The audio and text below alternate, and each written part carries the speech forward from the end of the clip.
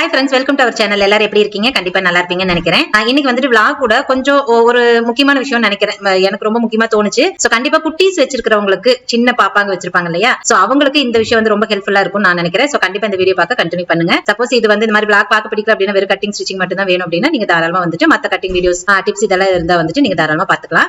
Okay, இந்த video பாத்தீங்க அப்படின்னா இப்ப நம்ம அயன் பண்ணிட்டு இருக்கிற அந்த பிளவுஸ் இருக்கு இல்லைங்களா, அதாவது அதுக்கப்புறம் இப்ப இல்ல பண்றது இல்ல, அதுக்கப்புறம் வர இது எல்லாமே பாத்தீங்கன்னா நம்ம வந்துட்டு மலேசியால வந்துட்டு ஒரு கஸ்டமர் வந்து நமக்கு சென்ட் பண்ணிருந்தாங்க. ட்ரெஸ் எல்லாம் இங்க சென்னையில இருந்து தான் அவங்க வந்து பர்ச்சேஸ் பண்ணி டைரக்டா நமக்கு அனுப்பிச்சிட்டாங்க. சோ அவங்களுக்கு பிளவுஸ், அப்புறம் வந்து டாப், அப்புறம் ஒரு ஹாஃப் சாரி லெஹங்கா இது வந்து ஸ்டிச் பண்ணிருந்தோம். சோ பிளவுஸ் 5 பிளவுஸ் என்னமோ நினைக்கிறேன். சோ அது போக ஒரு லெஹங்கா அப்புறம் ஒரு டாப் மட்டும். அதுக்கு வந்து பிளவுஸ் எல்லாமே நாங்க தான் எடுத்துக்கிட்டோம், டாப்புக்கு மெட்டீரியலும் நாங்க தான் எடுத்துக்கிட்டோம். சோ லெஹங்காக்கு மட்டும் அது அவங்க அப்படியே செட்டா வந்து அனுப்பிச்சிருந்தாங்க. அவங்கள தான் பண்ணிட்டு இருக்கோம். ஏன்னா கொஞ்சம் லேட்டும் ஆயிடுச்சு. ஏன்னா அவங்க கொடுத்த டைம்ல வந்து எனக்கு அந்த மெஷர்மெண்ட் எடுத்து சொல்லணும் இல்லையா, அதுக்கு ரொம்ப டிலே பண்ணிட்டாங்களா. நான் அப்ப கொஞ்சம் ஸ்டிச் பண்ணிக்கலாம் அப்படிங்கிற ஒரு சிச்சுவேஷன்ல இருந்து அப்புறம் கொஞ்சம் அவங்க டிலே பண்ணனால கரெக்டா நம்மளுக்கு வெட்டிங் ஆர்டர்ஸ் எல்லாம் வரவும் அது அப்படியே நின்றுச்சு. சோ இப்பதான் எல்லா வெட்டிங்கும் முடிஞ்சிருச்சு. அப்புறம் நீ 1 மந்த்க்கு வந்து நமக்கு சீசன் இல்ல. சோ அதனால நிறைய பெண்டிங் ஆர்டர்ஸ் எல்லாம் இருந்துச்சு, அதெல்லாம் வந்துட்டு பண்ணிட்டு இருந்தோம். சோ அதுல இவங்களோடது வந்து பண்ணிட்டு இருந்தோம். சோ அதனால இன்னைக்கு வந்துட்டு அவங்களோட தான் அயன் பண்ணி கட் பண்றதா வேலை. சோ வேற ஒண்ணும் கிடையாது.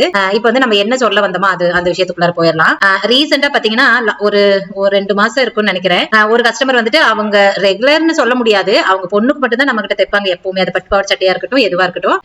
ஒரு அந்த பாப்பாக்கு ஒரு 10-12 வயசு இருக்கும்னு நினைக்கிறேன். மத்தபடி அவங்க அம்மா எல்லாம் அவங்க ஏன்னா அவங்க நாங்க இங்க வரதுக்கு மட்டும் தான், அப்புறம் அவங்க இதே ஊருக்காரங்க, அதனால வேற பக்கம் தைக்கிறதால அவங்க அங்கேயே தான் தைச்சுப்பாங்க, நம்மகிட்ட வந்து கொடுக்க மாட்டாங்க. சோ அந்த பாப்பாக்கு மட்டும் எப்பவுமே நம்ம கிட்ட மட்டும் தான் தைப்பாங்க. ஏன்னா அந்த பாப்பாவே சொல்லுவாளா எனக்கு இங்கே தான் தைக்கணும், இங்கதான் பிடிக்கும் அப்படின்னு சொல்லுவாளாமா. அதனால தைப்பாங்க. ரொம்ப இப்போ ஒரு 1 இயர் பக்கம் இருக்கும். அவங்க இடையில மறுபடியும் ஸ்டிச் பண்ணல, அப்புறம் இப்பதான் வந்துட்டு கொடுத்திருந்தாங்க லெஹங்கா பிளவுஸ் நினைக்கிறேன். சோ அவங்க வந்துட்டு குடுக்கறப்ப சொல்லியிருந்தாங்க, இந்த மாதிரி லாஸ்ட் இயர் வந்துட்டு நீங்க ஸ்டிச் பண்ணி கொடுத்தீங்களா பட்டு பாவாடை சட்டை, அது வந்து பத்தல, சின்னதா போயிடுச்சு, இந்த தடவை நல்லா பெருசா தைச்சு கொடுங்க அப்படின்னு சொல்லியிருந்தாங்க. பத்தலையா, எப்படி பத்தாம போகும், அப்புறம் எப்ப தைச்சோன்னு கேட்டா கிட்டத்தட்ட 1 இயர் ஆயிடுச்சு அப்படின்னாங்க. அப்புறம் நம்ம தைக்கிறப்ப கரெக்டா தான் இருந்திருக்கும் அப்படின்னு, இல்ல அப்ப கரெக்டா தான் இருந்த மாதிரி இருந்துச்சு, இப்ப பத்தல அப்படின்னாங்க. அப்புறம் போட்டோவும் காட்டுனாங்க. காட்டுற பாத்தீங்கன்னா அந்த பிளவுஸோட கட்டு பிரச்சனை இல்ல, அதுதான் நம்ம உள்ள டக்கடிச்சு விட்டுறோம் இல்ல, எக்ஸ்ட்ரா இருக்கிற கிளாத் அது பிரிச்சு விட்டுக்கலாம், அது பிரச்சனை இல்ல. பிளவுஸோட ஹைட் தானே இதாகும். சோ பாக்குறப்ப கொஞ்சம் மேலாவதான் இருந்துச்சு. அப்புறமா நான் சொன்னேன் நம்ம தைக்கிறப்பல கரெக்டா தான், ஏன்னா பாப்பாக்கு ரெகுலரா நம்ம தானே தைக்கிறோம், கரெக்டா தான் இருந்திருக்கு. அதுக்கப்புறம் தான் பத்தல அப்படின்னா பாப்பா வந்து வளர்ந்துருப்பாங்க, அதுக்காக என்ன பண்ண முடியும் அப்படின்னு.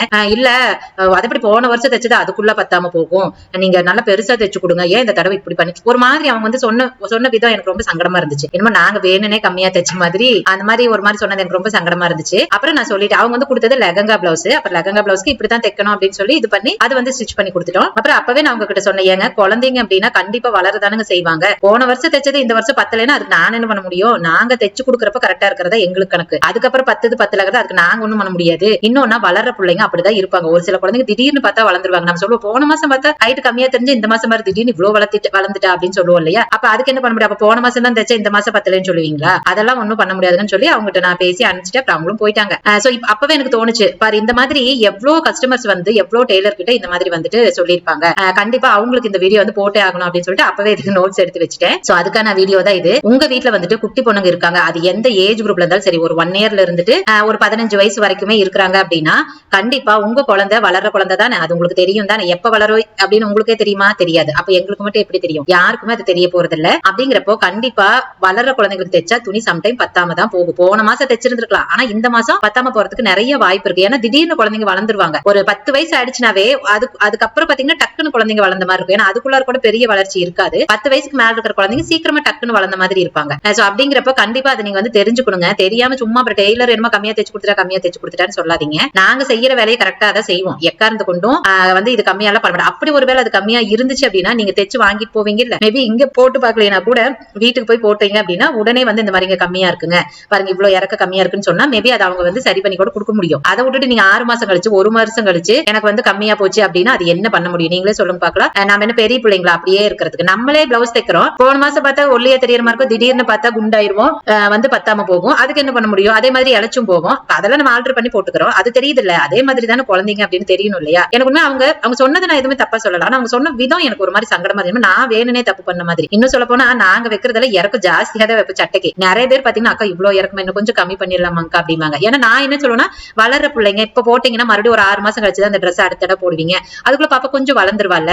சோ இப்பவே நீங்க எக்ஸாக்டா தைச்சீங்க அப்படின்னா கொஞ்சம் பெருசா வரப்ப பத்தாம போயிருமில்ல அப்படின்னு சொல்லி நான் எச்சாதான் வச்சு கொடுப்பேன். அப்படிங்கிறப்போ அவங்க வளர்ந்துட்டாங்க பத்தலங்கிறதுக்கு நாங்க என்ன பண்ண முடியும் சொல்லுங்க பாக்கலாம். சோ அதனால கண்டிப்பா உங்க வீட்டு குட்டீஸ் இருக்காங்கன்னா நீங்க அதுக்கு தகுந்த மாதிரி தெரிஞ்சுக்கோங்க. அப்புறம் நான் வந்து நிறைய குழந்தைங்களுக்கு நிறைய குட்டி பாப்பாங்களுக்கு வந்துட்டு இங்க குடுக்கறப்ப நான் சஜஸ்ட் பண்ணுவேன். அவங்க எல்லாம் கேட்பாங்க, ஆரி ஒர்க் அந்த மாதிரி எல்லாம் கிராண்டா வேணும் அப்படின்னு கேட்பாங்க. அப்புறம் நான் சொல்லுவேன், ஓகே எனக்கு ஒன்னும் பிரச்சனை, எனக்கு காசு வருது, நான் பாட்டுக்கு செஞ்சு கொடுக்க போறேன், அது எனக்கு ஒன்னும் பிரச்சனையே கிடையாது. இருந்தாலும் நம்மளோட கடமைன்னு ஒண்ணு இருக்கு இல்லையா, நான் வந்து சொல்லுவேன், இல்லங்க சின்ன குழந்தை தான், இப்போ ஒரு 2 to 3 years பேபி அப்படின்னா ஒரு 1 year ஆச்சுன்னா பேபி இன்னும் கொஞ்சம் பெருசாயிரும். அப்ப அது வந்துட்டு பாடியும் மேபி சில குழந்தைங்களா நல்லா குண்டாவும் ஆகலாம். சோ அந்த மாதிரி எல்லாம் இருக்கிறப்ப அந்த பிளவுஸ் பத்தாம போயிருங்க. இப்ப ஸ்கர்ட் பிரச்சனை இல்ல, நீங்க யூஸ் பண்ணிக்கலாம், இன்னும் ஒரு 3 to 4 yearsக்கு யூஸ் பண்ணிக்க முடியும். அவ்வளவு துணி இருக்கிறது அப்படியே தான் அடிச்சு விட்டுருப்பாங்க. ஆனா பிளவுஸ் கண்டிப்பா பத்தாது இல்ல.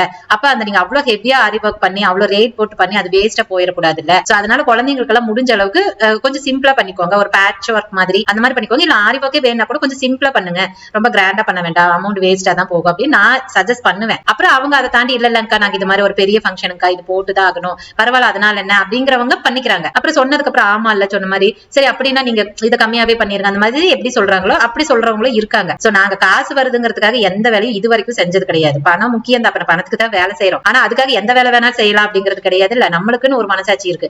அதே மாதிரி கஸ்டமரும் நம்ம இப்படி எல்லாம் வந்து அவங்களுக்கு தெரியலனா கூட நம்ம சொன்னாதான் ஓ அந்த அக்கா பரவாயில்லப்பா, நம்மளுக்கு இதெல்லாம் சொல்றாங்க, இதெல்லாம் தெரியாது இருந்திருந்தா நான் இப்படிதானே தைச்சிருப்பேன், காசு வெட்டியா போயிருக்குல்ல அப்படின்னு நம்ம மேல மரியாதை தான் இன்னும் ஜாஸ்தி வரும். இன்னும் நிறைய கஸ்டமரும் அவங்க ரெஃபர் பண்ணுவாங்க, அவங்களும் இன்னும் நிறைய தைப்பாங்க. இதே அவங்க சொல்றாங்கிறதுக்காக காசு வருதுங்கிறதுக்காக நான் பாட்டுக்கு தைச்சு கொடுத்துட்டேன்னா கண்டிப்பா ஒரு 6 to 1 வருஷத்துல 6 மாசம் to 1 வருஷத்துல குழந்தை 10வது போயிடும். அப்ப என்ன பண்ணுவாங்க, அப்ப என்ன சொல்லுவாங்க, சரி முன்னாடி சொல்லியிருந்தா நம்ம கமெண்ட் பண்ணாம கூட இருந்திருக்கல பாரு, 10ஆம் போயிடுச்சு பாரு அப்படின்ட்டு நம்மளதான் குறை சொல்லுவாங்க. அப்ப அந்த அக்கா காசு வருதுன்னு தைச்சு கொடுத்துட்டாங்க அப்படிம்பாங்க.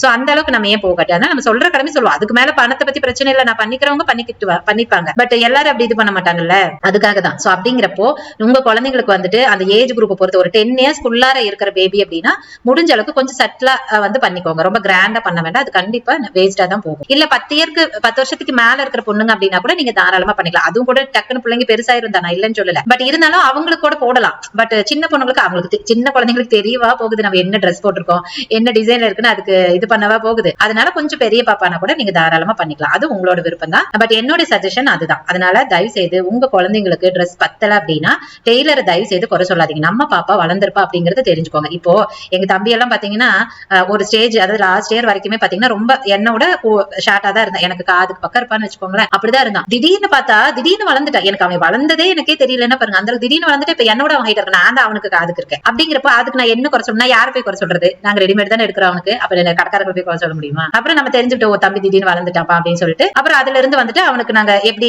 துணி எடுக்கணுமோ அதுக்கு தகுந்த மாதிரி எடுத்துக்கிறோம். சோ பசங்களா இருந்தாலும் சரி பொண்ணுங்களா இருந்தாலும் சரி அதுதான். அப்பெல்லாம் பாத்தீங்கன்னா இப்ப நாங்களா சின்ன பிள்ளையா இருக்கிறப்போ எங்களுக்கு எல்லாம் வந்து உண்டுனாவே காசு போட்டு எடுக்க மாட்டாங்க, எப்பவுமே நார்மலாவே காசு கம்மியா போட்டு எடுக்கிறது தான்.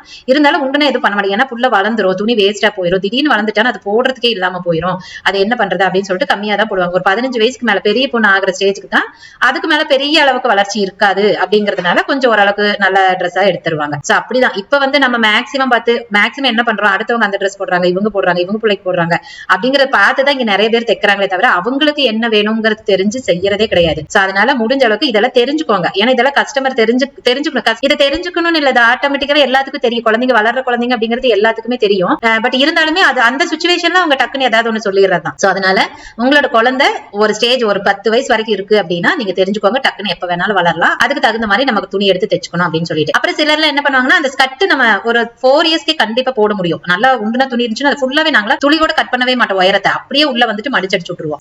அப்ப என்ன ஆகும்னா கிளாத் அப்படியே இருக்கும்ல, சாரி ஸ்கர்ட் அப்படியே இருக்கும் இல்லையா, நீங்க பிளவுஸை மட்டும் சேஞ்ச் பண்ணிக்கோங்க. அப்ப தைக்கிறப்ப நீங்க அந்த ஸ்கர்ட்டோட வந்த பிளவுஸை மேபி தைச்சிருந்திருக்கலாம். அதுக்கப்புறம் வந்து நீங்க ஒரு 2 இயர்ஸ் கழிச்சு 3 இயர்ஸ் கழிச்சு பாப்பாக்கு சுத்தமாவே அது பத்தல, போடவே முடியாத பட்சத்துல அதுக்கு வந்து நீங்க வேற மெட்டீரியல் தனியா பிளவுஸ்க்கு மட்டும் எடுத்து நீங்க அப்ப அதை பண்ணிக்க முடியும், தாராளமா அது பண்ணிக்கலாம். அதுக்கு ஒன்றும் பெரிய செலவு ஆக போறது இல்லை, ஏன்னா துணி ஸ்கர்ட்டோட துணியும் வேஸ்டா போகாது. சோ அந்த மாதிரி தாராளமா பண்ணிக்கோங்க. அதை விட்டுட்டு டெய்லர் குறை சொல்றதுல இது எனக்கு தெரிஞ்சு எந்த ஒரு நியாயமே இல்லைன்னு தான் எனக்கு தோணுது. சரி பரவாயில்ல, அதனால என்ன. அதே மாதிரி நான் ஒவ்வொரு விஷயம் இந்த மாதிரி சொல்றேன் அப்படின்னா அது அவங்கள குறை சொல்லணுங்கிற எண்ணத்துக்காக சொல்றது இல்ல, இந்த மாதிரி நிறைய பேருக்கு தெரியாம இருக்கும், அது அவங்க தெரிஞ்சுக்கிட்டோங்கிற நல்லெண்ணத்துல சொல்றதான். அவங்கள குறை சொல்லி எனக்கு என்ன வரப்போகுது சொல்லுங்க பாக்கலாம், எனக்கு ஒரு பிரச்சனை இல்லை, அவங்க தைக்கிறாங்க தைக்காட்டி போயிட்டு போறாங்க, அது நாம ஒண்ணும் பண்ண முடியும், ஏன்னா நம்ம வேலையை நம்ம கரெக்டா செய்யறோம். அவங்க புரிஞ்சுக்காம ஒரு வேலை இருந்துட்டாங்கன்னா அதுக்கு நம்ம ஒண்ணும் பண்ண முடியாது. நான் அதுக்காக சொல்ல வரல, பட் இந்த மாதிரி நினைச்சுக்கிட்டு இருக்கிறவங்களுக்கு மாத்திக்கோங்க, இந்த மாதிரி எண்ணங்களை மாத்திக்கோங்க. சோ அதுக்காக மட்டும்தான் நான் சொல்றேன். எனக்கு அவங்களை குறை சொல்லி எனக்கு ஒன்னும் ஒரு கோடிக்கணக்கில் பணமோ இல்ல பெருமையோ அதெல்லாம் ஒண்ணும் வரப்போறது கிடையாது. ஏன்னா நிறைய பாத்தீங்கன்னா இது இந்த கொஞ்சம் ஸ்டார்டிங் ஸ்டேஜ்ல இருக்கிற டெய்லர்ஸ்க்கு, ஒரு வீட்டுல இருந்து வச்சுட்டு தைக்கிற டெய்லர்ஸ்க்கு, நம்ம கடை வச்சு தைக்கிற இவ்வளவு பண்ற நமக்கே இப்படி கேட்கறாங்கன்னா, ஏன்னா நாங்களும் சின்ன டெய்லர் தான், நாங்க ஒன்னும் பெரிய டெய்லர், பெரிய கடையோ பெரிய அப்படி ஷோரூம் மாதிரி அப்படியெல்லாம் கடை இல்ல, நமக்கு சின்ன கடை தான். அப்ப நமக்கு அந்த என்ன மரியாதை கொடுக்குறாங்களோ அதுதான் கொடுக்குறாங்க, பெரிய கடைக்கு என்ன மரியாதை கொடுக்குறாங்களோ அதை கொடுக்குறாங்க. அப்ப நமக்கே அப்படின்னா இன்னும் நம்மள விட வீட்டுல வச்சு தைக்கிறவங்களோ இல்ல அது லேடிஸ் டெய்லர்னா நிறைய குறை சொல்லுவாங்க. சோ அப்படி இருக்கிறப்போ அவங்கள தெரிஞ்சுக்கிட்டோம் அப்படிங்கறதுனால மட்டும்தான் நான் இந்த மாதிரி எனக்கு தெரிஞ்ச விஷயம் விஷயங்கள், நான் ஃபேஸ் பண்ண விஷயங்கள், அது எல்லாத்தையுமே ஞாபகம் வரப்பெல்லாம் உங்களுக்கு சொல்றேன். சரிங்களா? சரி, ஓகேங்க. கண்டிப்பா இந்த வீடியோ எல்லாத்துக்கும் ஹெல்ப்ஃபுல்லா இருக்கும். இது கண்டிப்பா கஸ்டமருக்கு தான் மெயினா நான் சொல்லியிருக்கேன். டெய்லர்ஸும் வந்துட்டு இதை வந்து தெரிஞ்சுக்கலாம். நீங்களும் வந்துட்டு உங்களோட கஸ்டமருக்கு இந்த மாதிரி சஜஸ்ட் பண்ணுங்க. அவங்க சொன்னா கூட நீங்க சொல்றது நம்ம சொல்லிடுவோம். அதுக்கு மேல அவங்க எது பண்றதுனால அது அவங்களோட விருப்பம் தான். சோ நீங்களும் வந்துட்டு உங்களோட கஸ்டமருக்கு இந்த மாதிரி டீடைல்ஸ் எல்லாம் சொல்லுங்க. சரி, ஓகேங்க. கண்டிப்பா இந்த வீடியோ பிடிச்சிருக்கும்னு நினைக்கிறேன். வீடியோ பிடிச்சிருச்சுன்னா வீடியோ லைக் பண்ணிக்கோங்க. இதே மாதிரி இன்னும் நிறைய டெய்லரிங் டிப்ஸ், கட்டிங் அந்த மாதிரி நிறைய விஷயங்கள் பார்க்கணும் அப்படின்னா நம்மள வந்துட்டு சப்ஸ்கிரைப் பண்ணிக்கோங்க. பக்கத்துல ஒரு பெல் இருக்கு பாருங்க, அதை தட்டி விட்டுருங்க. சோ அப்பதான் எப்ப வீடியோ போட்டாலும் உடனே உங்களுக்கு நோட்டிபிகேஷன் வந்துரும். சோ வீடியோஸ் மிஸ் பண்ணாம பார்க்க முடியும். சரி, ஓகேங்க. இந்த வீடியோக்கு அவ்வளவுதான். நம்ம இன்னொரு வீடியோல பார்க்கலாங்களா? பாய்.